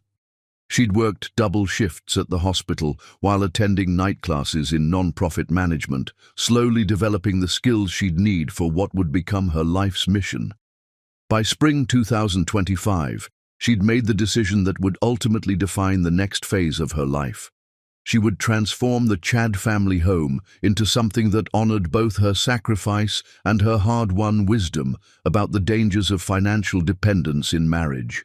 The Victorian mansion that had been in the Chad family for 72 years now bore a discreet but elegant brass plaque beside the front door, the Lindsay Foundation for Women's Financial Independence. What had started as Erica's personal healing project had grown into something much larger, Atlanta's premier resource for women seeking economic freedom after divorce, widowhood, or financial abuse. Through the floor-to-ceiling windows of what had once been Sean's grandfather's study, he could see Erica facilitating one of her monthly networking meetings. At 32, she had evolved from the self-sacrificing nurse he'd betrayed into something formidable and inspiring, a successful advocate who helped other women avoid the kind of financial vulnerability that had once defined her own marriage. The foundation she'd started had grown steadily, but not without challenges. The first 6 months had been particularly difficult. Skeptical board members questioning her qualifications, funding rejections from major donors who didn't understand her vision, and the constant stress of learning non-profit management while working full-time at the hospital.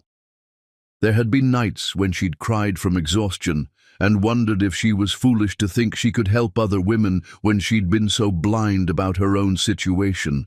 But Erica had persevered, driven by a fury that had crystallized into purpose. Every room of Sean's childhood home now served a function that reminded him daily of his failures. The dining room where his grandmother had served Sunday dinners was now a computer lab where women learned bookkeeping and online marketing. The parlor where he'd played as a child hosted seminars on recognizing financial manipulation in relationships. The kitchen where his mother had cooked family meals was now a meeting space for a support group Erica led called Starting Over at Any Age. Most devastating of all was the garden where his parents had been married, now home to a small memorial garden with benches dedicated to women who chose themselves. Each bench bore a small plaque with an inspiring quote about independence and self-worth. The foundation's success had been gradual but steady. Erica had been featured in Atlanta magazine as one of 30 under 35 making a difference and had been invited to speak at several conferences about financial literacy and domestic abuse prevention. She'd appeared on local morning shows and podcasts, always composed and articulate, never mentioning Sean by name, but making it clear that her work had been born from personal experience with betrayal and financial manipulation. But Erica's growing influence hadn't been a deliberate weapon against Sean. She had never set out to destroy his career or isolate him from their mutual friends. Instead, her work had created natural consequences that she sometimes felt guilty about, even though she knew she'd done nothing wrong. When construction companies chose not to work with Sean, it wasn't because Erica had blacklisted him. It was because the women in her network had learned to be cautious about men who had betrayed their wives' trust, and they shared that caution with their business partners. When their old friends gradually distanced themselves from Sean, it wasn't because Erica had turned them against him. It was because their wives had drawn their own conclusions about what kind of man would betray someone as generous as Erica. When Sean had tried to restart his construction business 6 months after their divorce, he'd discovered that many of Atlanta's most affluent neighborhoods were effectively closed to him. Not through explicit blacklisting, but through the quiet word-of-mouth networks that Erica's foundation members used to protect each other. Women would simply mention to their friends that they knew someone who'd had a difficult experience with Chad Construction, and potential clients would choose other contractors without ever knowing exactly why. His mother, Jennifer, had initially tried to maintain relationships with both her son and her former daughter-in-law. But as the months passed and she saw the remarkable work Erica was doing with the foundation, Jennifer found herself drawn more and more into that world. She now served as the foundation's volunteer coordinator, organizing events and managing the mansion's day-to-day operations. "I raised you better than this, Sean," Jennifer had told him during one of their increasingly rare conversations. "Erica didn't deserve what you did to her, and frankly, I'm ashamed that I ever questioned her motives about buying the house. She saved our family legacy, and you threw it away for that woman." Jennifer's disappointment hurt more than Sean had expected. His mother had always been his strongest supporter, but now she looked at him with the same expression she'd once reserved for the most troubled students in her classes, disappointed, but no longer surprised by bad behavior. Amanda Martinez had disappeared from Atlanta entirely within 3 months of the confrontation. Her real estate career had crumbled when several of her high-profile clients, women who had learned about the affair through Erica's growing network, had terminated their contracts. Last Sean had heard, she was working for a small firm in Charleston, her dreams of luxury and success as dead as their affair. Even Sean's old friends had gradually distanced themselves from him. Not out of malice, but because their wives had learned the full story of his betrayal and had made it clear that maintaining friendships with Sean Chad was incompatible with their own marriages and social relationships. Sean now lived in a small apartment in East Atlanta, working sporadic day labor jobs and struggling with depression that he couldn't afford to treat properly. He'd lost 30 pounds, his hair had started graying prematurely, and the confident, successful contractor who had once owned his own company was now barely surviving on the margins of his old life. But the cruelest twist was that Erica had never once been vindictive or deliberately cruel in her transformation. She had simply become so focused on helping others, so successful in her new mission, that Sean's destruction was merely a byproduct of her ascension. She was the sun, burning bright and purposeful, and he was a moth that had gotten too close and been incinerated by forces he'd never understood. The few times their paths had crossed in public, at the grocery store, at a coffee shop, Erica had been politely cordial, asking about his health with the same professional concern she might show any stranger. There was no hatred in her voice, no desire for revenge. She had simply moved so far beyond him that his betrayal had become just another stepping stone in her journey toward helping others avoid the same mistakes she'd made.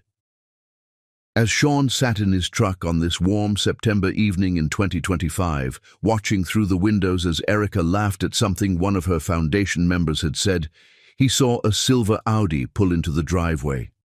The driver was Dr. Marcus Thompson, a respected cardiologist whom Erica had met 8 months earlier through her foundation work. His late wife had been helped by their services, and he'd started volunteering as a financial advisor. What had begun as professional respect had slowly developed into something deeper as they worked together on foundation projects.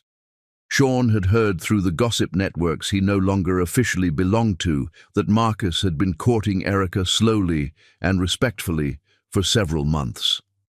Unlike Sean's impulsive, passionate courtship, Marcus's approach was mature and thoughtful.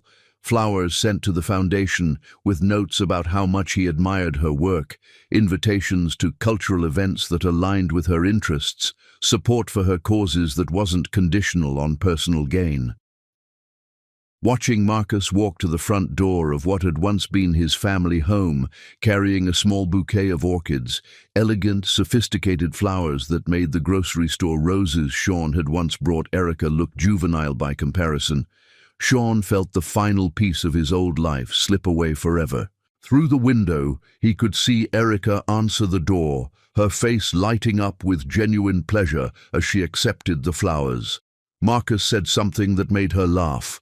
Not the desperate, grateful laughter of a woman being rescued, but the confident, joyful laughter of a woman who was choosing to share her happiness with someone worthy of it. A tap on his passenger window startled Sean from his surveillance. A security guard was standing beside his truck, clearly having been called by someone inside the foundation who had noticed his presence. "Sir, you need to move along," the guard said firmly, but not unkindly. "This is private property, and you're making the residents uncomfortable." Sean nodded without argument and started his truck. As he drove away from Magnolia Avenue for what he knew would be the last time, he could see the Victorian mansion in his rearview mirror, glowing with warm light and filled with the sound of successful women building their futures on the foundation of hard-won wisdom about love, money, and the importance of never again making themselves vulnerable to men who didn't deserve their trust.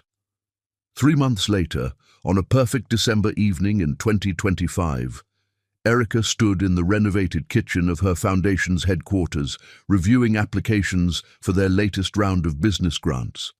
The organization now had a waiting list of over 400 women seeking assistance, and a success rate that had attracted attention from philanthropists across the Southeast.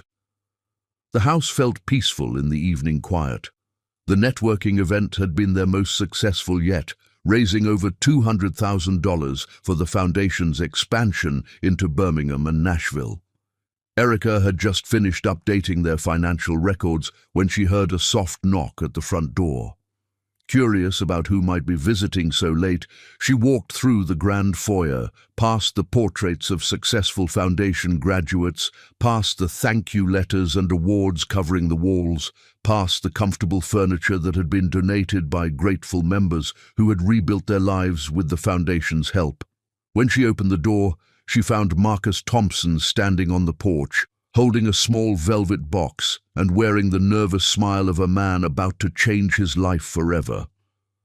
"Marcus," she said, her heart skipping as she recognized the significance of his unexpected visit. "What are you doing here?" "I couldn't wait until our dinner tomorrow," he said, dropping to one knee right there on the porch where Sean's great-grandfather had once proposed to his great-grandmother. "Erica, you are the most remarkable woman I've ever known. You've shown me what real strength looks like, what genuine love looks like, and what it means to build something meaningful from something broken. Will you marry me?" As Erica looked down at this good man, this accomplished man, this man who saw her strength as something to celebrate rather than something to diminish, she felt the last piece of her old life fall away forever. "Yes," she said, her voice full of joy and absolute certainty. "Yes, I will." As Marcus slipped the ring onto her finger and stood to kiss her, the sound of Erica's laughter filled the evening air.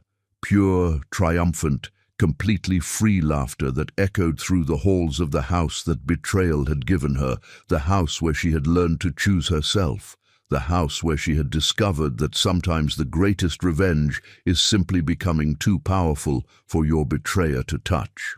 Inside the foundation's main meeting room, the evening's final attendee was just packing up her materials, a recently divorced woman named Sarah who had started a catering business with one of Erica's microloans and was now thriving beyond her wildest dreams. She smiled as she heard the laughter from the front porch, recognizing the sound of another woman who had found her way to the other side of heartbreak and discovered that life could be even more beautiful than she'd ever imagined.